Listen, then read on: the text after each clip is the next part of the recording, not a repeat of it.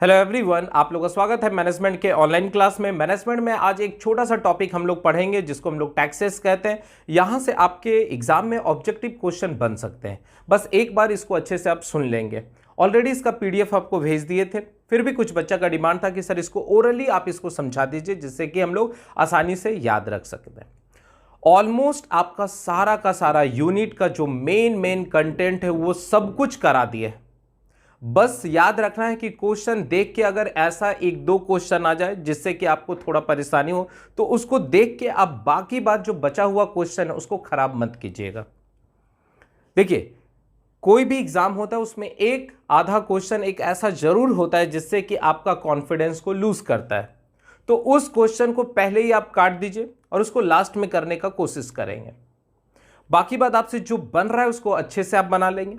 फिर अगर किसी क्वेश्चन में जो मेन पॉइंट है उसको आप पकड़ लीजिए। जैसे मान लीजिए आपसे मोटिवेशन से कोई रिलेटेड क्वेश्चन पूछ रहा है, तो मोटिवेशन का जो मेन डिफिनीशन पढ़े थे, पॉइंट पढ़े थे, वो सारा लिख दीजिए। कोई भी क्वेश्चन पूछे आप उतना लिख दीजिए। अगर आपसे कोई फैक्ट्री एक्ट पूछा तो फैक्ट्री एक्ट का जो मेन पॉइंट है वो सारा उसमें मेंशन कर दीजिए।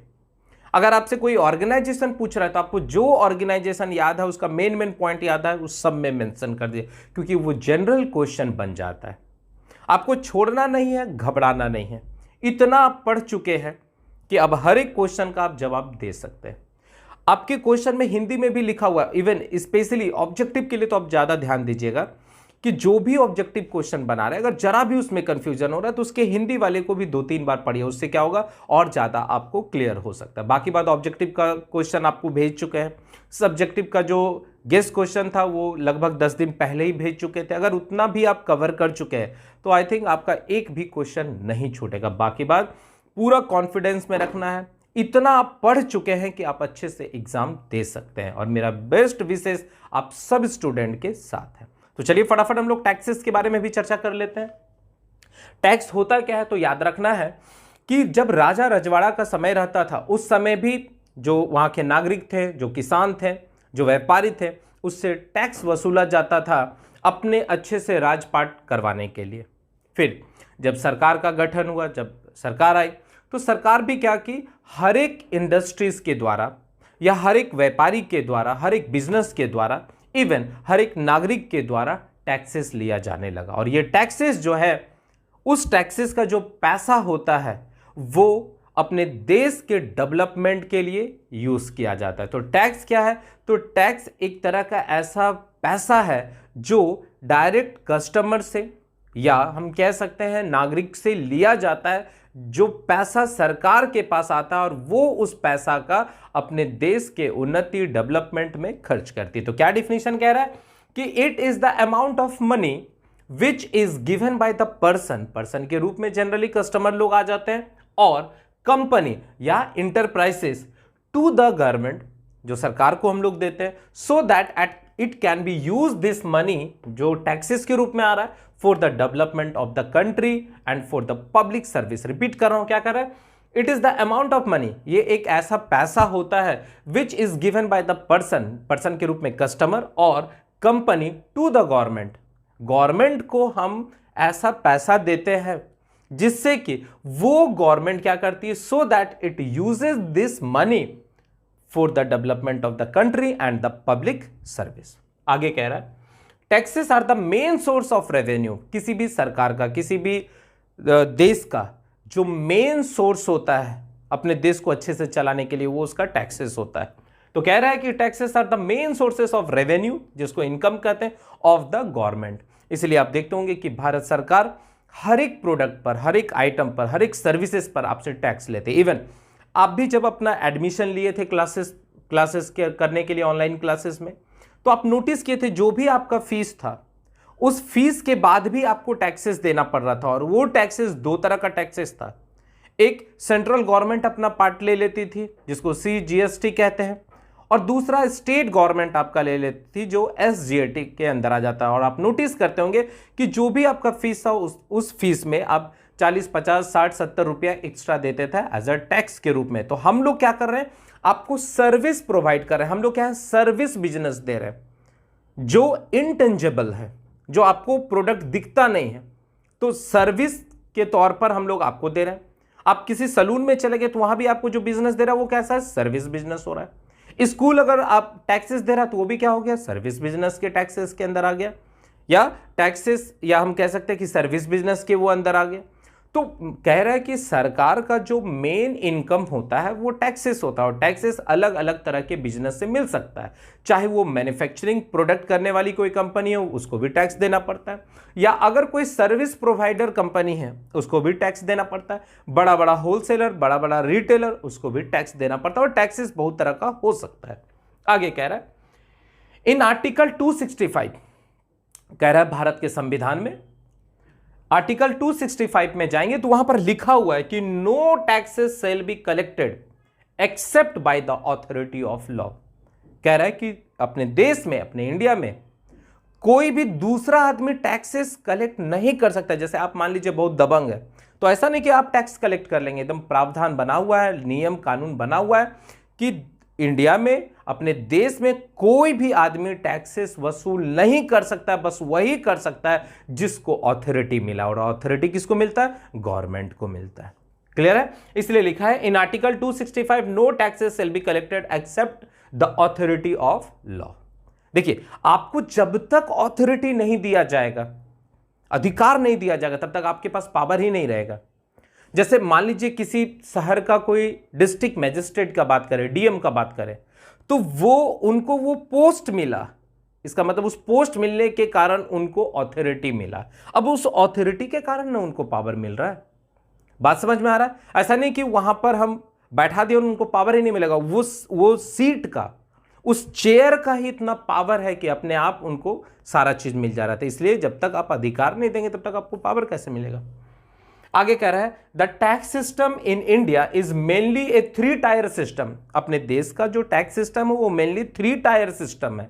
जैसे आप अगर किसी ट्रेन में चढ़ते हैं तो 3 टायर होता है, लोअर, मिडिल, अपर। उसी तरह अपने देश का भी जो टैक्सेस सिस्टम है वो 3 टायर सिस्टम है, which is based between the central government, Bharat सरकार कुछ टैक्स ले रही है उसमें बटा हुआ है, स्टेट गवर्नमेंट में कुछ बटा हुआ है, एंड द लोकल गवर्नमेंट, और कुछ लोकल गवर्नमेंट में बचा हुआ है। तो वो लोकल गवर्नमेंट ऑर्गेनाइजेशन क्या हो गया, जैसे म्युनिसिपल कॉर्पोरेशन सब होता है, म्युनिसिपलिटी लोग।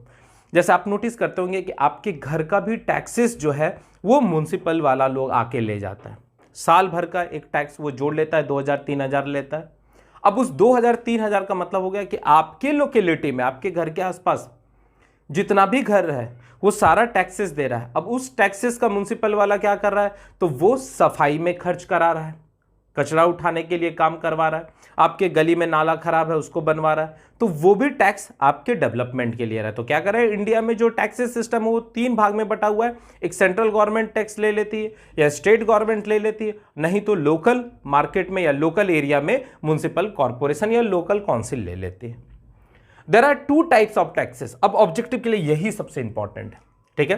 There are 2 types of taxes, एक को कहते हैं डायरेक्ट टैक्स और दूसरा को कहते हैं इनडायरेक्ट। नाम से ही पकड़ में आ रहा है, ऐसा टैक्स जो डायरेक्ट कट जाता हो। जैसे अगर आप किसी गवर्नमेंट सर्विसेज में काम कर रहे हैं, मान लीजिए आप सरकारी कर्मचारी हैं, तो आपको सैलरी मिल रहा है, तो आप नोटिस करेंगे साल भर का जो भी आपको सैलरी रहता है उसमें भारत सरकार क्या करती है, टैक्सेस इनकम टैक्स के रूप में अपने आप काट लेती है। मतलब आप इस तरह के टैक्स को किसी दूसरे पर शिफ्ट नहीं कर सकते, तो ऐसे टैक्स को डायरेक्ट टैक्स कहते हैं। बात समझ में आ गया? तो क्या कह रहा है कि direct taxes are paid by the person, जिसको हम लोग टैक्स पेयर कहते हैं, डायरेक्टली टू द गवर्नमेंट।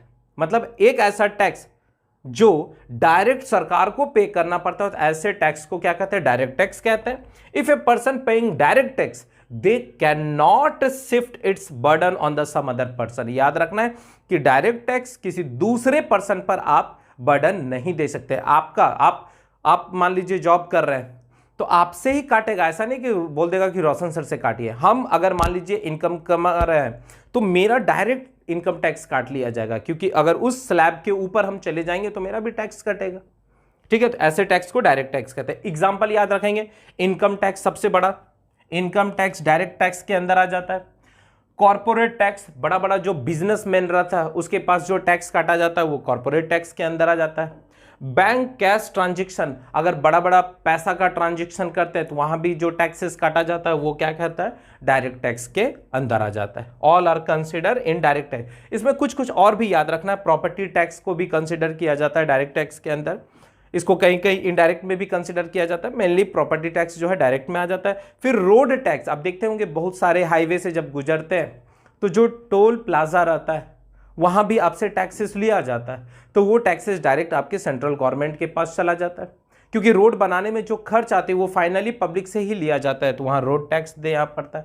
फिर स्टाम्प ड्यूटी टैक्स, अगर आप मान लीजिए मकान उकान खरीदते हैं, घर खरीदते हैं, तो वहाँ पर आप स्टाम्प ड्यूटी भी देते हैं, तो ये सब किसके अंदर आ गया, डायरेक्ट। एग्जाम्पल जरूर याद रखेंगे।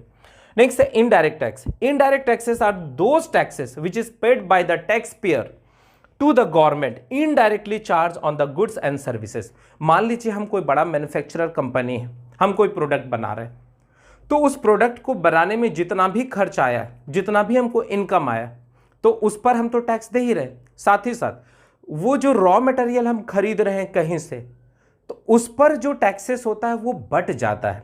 जैसे कोई प्रोडक्ट हम बनाए, तो उस प्रोडक्ट को बनाए, मार्केट में बेच दिए, होलसेलर को दे दिए, होलसेलर उसको रिटेलर को दे दिया, रिटेलर किसको दे दिया, कंज्यूमर को दे दिया, कंज्यूमर जब उसको खरीद रहा है तो वो भी उस प्रोडक्ट पर पैसा दे रहा है। जैसे अगर मान लीजिए आप एक बिस्किट खरीद रहे हैं, तो बिस्किट पे भी आपको टैक्स पे करना पड़ रहा है, आपको पता नहीं चल रहा है पर आप टैक्स दे रहे हैं सरकार को इनडायरेक्टली रूप में, क्योंकि बिस्किट बनाने वाली जो कंपनी है वो तो रॉ मटेरियल कहीं से खरीदी होगी, वो उस रॉ मटेरियल वाले को पैसा दिया होगा।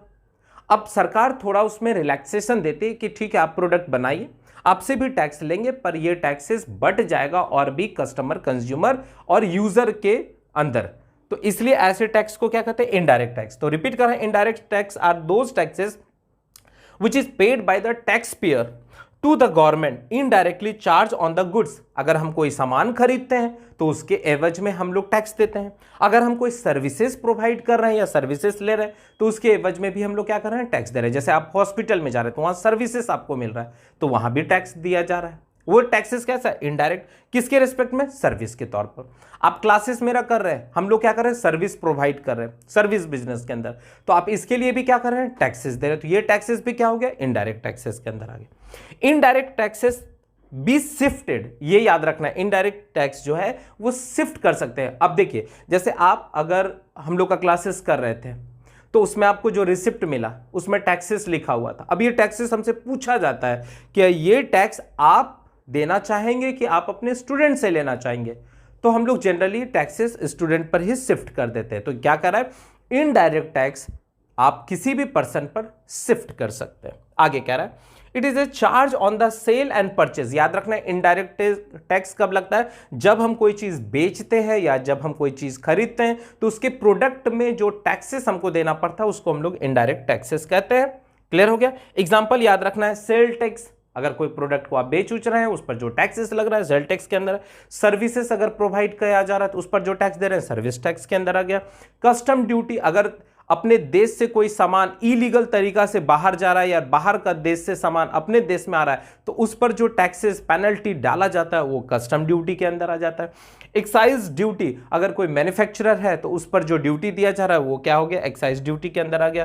फिर वैट पर दिया जा रहा है। अब सारे टैक्सेस को, ये जो इनडायरेक्ट टैक्सेस है इसका मोस्टली टैक्सेस को हटा के अभी कॉमन हम लोग कौन सा यूज कर रहे हैं, GST, that is called goods and services tax. याद रखेंगे वैट का पूरा फुल फॉर्म और जीएसटी का पूरा फुल फॉर्म, क्योंकि डायरेक्ट आपसे ऑब्जेक्टिव में पूछ सकता है। तो वैट का मतलब हो गया वैल्यू एडेड टैक्स और ये आपका GST goods and services tax. अब ये जीएसटी भी दो भाग में बटा हुआ रहता है, एक सेंट्रल गवर्नमेंट का रहता है और एक आपका जो है वो स्टेट गवर्नमेंट में रहता है। सेंट्रल गवर्नमेंट जो है वो सीजीएसटी के अंदर आ जाता है और स्टेट गवर्नमेंट जो है एसजीएसटी के अंदर आ जाता है। अगर आप मिठाई की दुकान गए, वहां आपसे रिसिप्ट दिया तो उसमें आप नोटिस करेंगे जो भी प्रोडक्ट है उसका कॉस्ट लिखा रहेगा, जस्ट उसके नीचे लिखा रहेगा कि सीजीएसटी कितना लिया, मतलब सेंट्रल गवर्नमेंट उस पैसा का कितना पार्ट आपसे ले लिया टैक्स के रूप में और स्टेट गवर्नमेंट उस पैसा का कितना टैक्सेस ले लिया है आपके टैक्सेस के रूप में। तो आई होप अब आसानी से अगर कोई भी टैक्सेस आए तो आप मिला जुला कितना बात सब में लिख दीजिएगा, ठीक है। कुछ कुछ नाम याद रखेंगे कि किस किस जगह वो यूज होता है, उस पर बेस्ड आप आसानी से लिख देंगे। तो आई थिंक अब आपका मैनेजमेंट का हर एक यूनिट, हर एक टॉपिक बहुत अच्छे से कवर हो चुका होगा। बस एक बार आप अच्छे से सारे टॉपिक को जो इंपॉर्टेंट है उसको अच्छे से रिवीजन कर लीजिए, जितना भी ऑब्जेक्टिव है उसको देख लीजिए, ज़्यादा अब इधर उधर दिमाग नहीं लगाइए कि ये यूट्यूब देख रहे हैं, ये फलाना ढकाना देख रहे हैं। आप अपने पर विश्वास रखिए और जो पढ़ें उसको एक बार अच्छे से रिवीजन कर लीजिए। और मेरे तरफ से सारे स्टूडेंट को ऑल द बेस्ट और बहुत अच्छे से एग्जाम दीजिएगा, ठीक है। चलिए आज के लिए बस इतने ही रहने देता हूँ। Thank you.